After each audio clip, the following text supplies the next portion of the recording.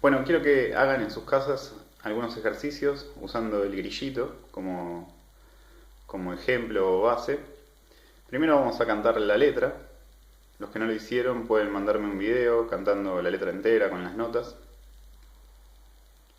Eso por un lado. Entonces, si canto la letra, pongo el audio. Un, dos. Lo escuchamos en el video y cantamos la letra. El grillito toca su violín. Cri, cri, cri, cri, cri. Cri, cri, cri, cri, cri. Bueno, eso por un lado, ¿no? No lo voy a hacer entero para que no sea muy largo el video.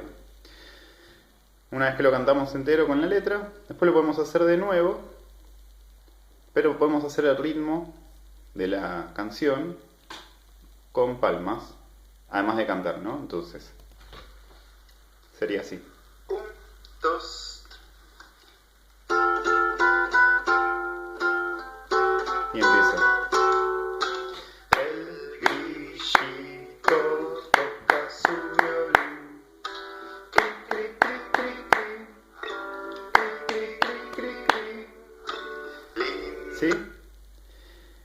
Y ahora podemos hacer ese ritmo, pero en lugar de cantar la letra podemos reemplazarlo por, no sé si recuerdan a Juan y a Olga. Entonces podemos hacer esto. Un, dos.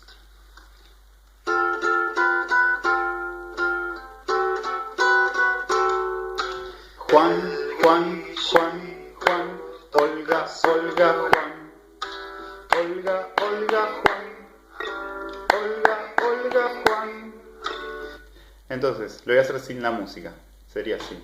Un, dos, tres y...